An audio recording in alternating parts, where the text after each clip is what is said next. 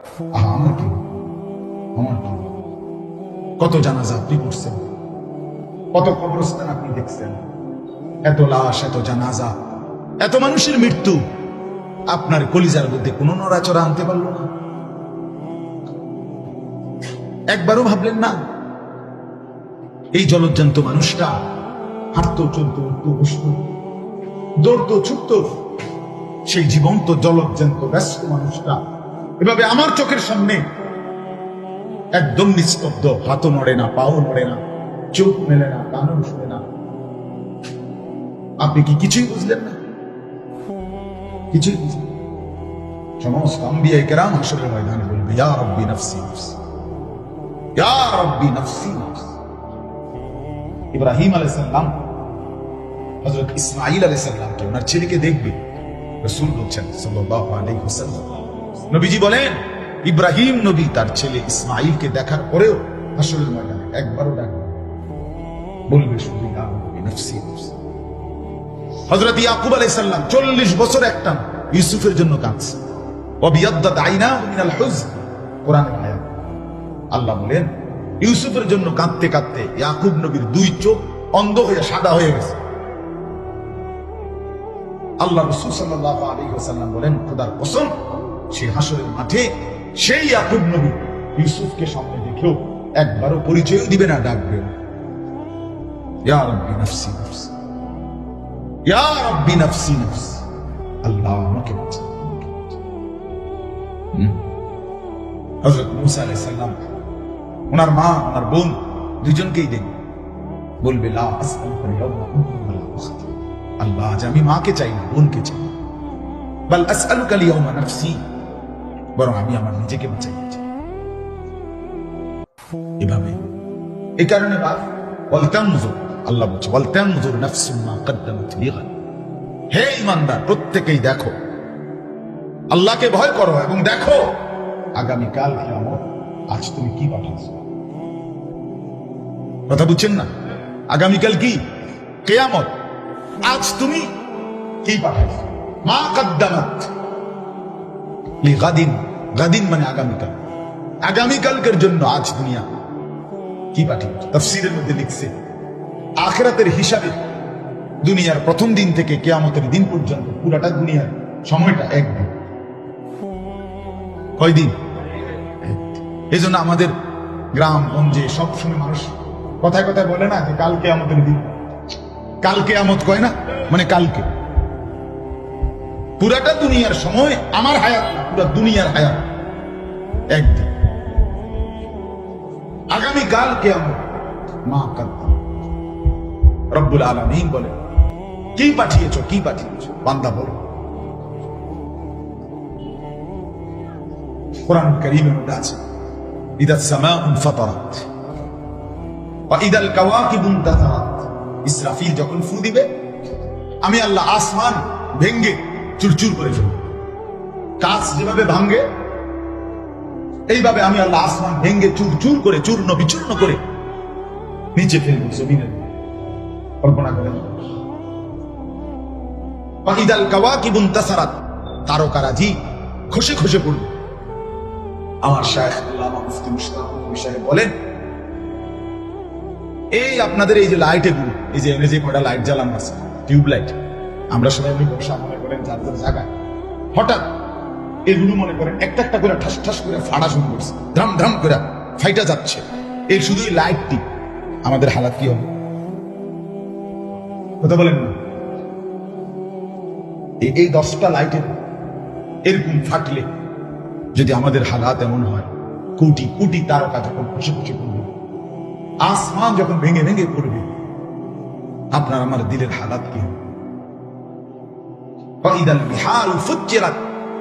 আল্লাহ বলেন সাগর, নদী, পুকুর, সর্বত্র পানিগুলো ভীষণ গরম, টকবগে উত্তপ্ত গরম হয়ে কিছুক্ষণের মধ্যে শূন্যে শুকায় যাবে, মরে যাবে।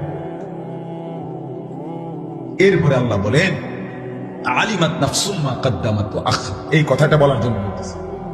আল্লাহ বলেন এরপরেই প্রত্যেক মানুষ দেখতে পাবে হাসরের মাঠে গিয়ে যা সে নিজের হায়াতে থাকাকালীন করেছিল, যা তার মৃত্যুর পরে তার নামে হয়েছিল। দুইটা দিন। এক, আপনি যা করেছিলেন তাও আপনার আমল নামায় পাবেন। আপনার নামে যা হয়েছিল, মানে আপনি যা করে গেছিলেন দুনিয়ায়, এখন সেটা চলছে, হয় ভালো কাজ নয় মন্দ কাজ। আপনি এই মসজিদটা করে গেছেন, অথবা এখানে টাকা দিছেন, এরপরে যত বন্দিগি, এটাও আপনার নেকি। আপনি বা ঘরের মধ্যে এই রঙিন টেলিভিশন আমনে কিন্না দিয়ে গেছিলেন, আমনের মৃত্যুর পরে আপনার বউ বাচ্চা সংসার নাতি নাতনিরা পরবর্তী 30 বছর 50 বছর এই টেলিভিশনের নর্তকীর নাচ দেখছে। খোদার কসম, এর প্রত্যেকটা গুনার সমান ভাগ, এক ভাগ না, সমান ভাগ, সমান ভাগ আপনার আমল নামায়। এক ভাগ না, কয় ভাগ? সমান ভাগ। কানা আলাইহি মিনাল ইসমি মিসলু আসামি মান তাবিআ। হাদিসে নবী বলছে এক ভাগ, সমান ভাগ। পাপীর যা, পাপীর কাজে সহযোগিতাকারিতা, নেককারের যা, নেক কাজের সহযোগিতাকারী, যে ব্যবস্থা করছে, যে টেনে দিছে, যে আগায় দিছে, যে সহযোগিতা করছে, যে শুরু করায় দিছে, যে চালু করে দিছে, তারও সমান নাকি? হ্যাঁ, এই জন্য বাপ আমার, এই কথাটা আল্লাহ তাআলা একবার দুইবার বলেন। আপনি যেটা ফেলাইয়া দিবেন, যে একদিন মাইকে কদ্দুর কইয়া গেছে, বেটা কি কইছে তুমি বুঝিও না, কইতে কইতে তোরা সিনজি একটা লইয়া গেছো গা, মাইক কিছু বুঝি বেটা কোটার দিন। বিষয়টা এমন না, কথা বুঝেন না? পোস্টার দুইজন লাগাইছ বেটা, পোস্টার কি সবাই বুঝিনি? আমরা কি সবাই ফুটতারিনি? হ্যাঁ, তোর লেহা তুই ফুটছ তো আমরা বুঝছি না, এই কথা বলে হাসপাতাল ময়দানে ভাইছে দেবেন তো? এটা পোস্টার না, এটা একবেলা মার্কেটিং, মাইকিং, এটা হ্যান্ডবিল না কাকা। কত হাজার বার আপনি কল্পনা করেন আপনার কানে মসজিদের মিনারা থেকে আজান ঢুকছে।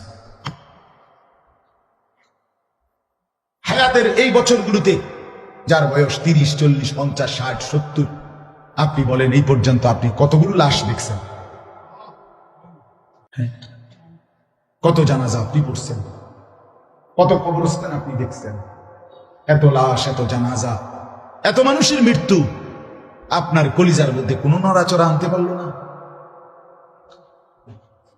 একবারও ভাবলেন না এই জলজ্জান্ত মানুষটা হাঁটতো, চলতো, উঠতো, বসতো, দৌড়তো, ছুটতো, সেই জীবন্ত জলজ্জান্ত ব্যস্ত মানুষটা এভাবে আমার চোখের সামনে একদম নিস্তব্ধ, হাতও নড়ে না, পাও নড়ে না, চোখ মেলে না, কানও শোনে না। আপনি কি কিছুই বুঝলেন না? কিছুই বুঝলেন, ব্যস্ত শুধু। জানাজার মাঠে এসেও জিঙ্গা, খানাটা কোন দিন, খানাটা কোন দিন করবা? আজকে কইয়া লাগে ভালো আছেন না, সবাই কি আর একসাথে খাইবানি? বুঝেন না? খানাটা কইয়া লাও, আজকে কইয়া লাও, খানাটা কোন দিন, 7 দিনের খানাটা কোন দিন, এটা ডেট করে লেলে ভালো আছিল। ওটা মরছে বাবুরে, বেটার সমস্যা, বেটা মরে গেছে, কিন্তু আমাদের তো কোনো অসুবিধা না, আমরা পাতে না। বুঝছেন না? উনি মরে গেছে, খানাটা কইয়া লাও, সবাই আর পাইবা।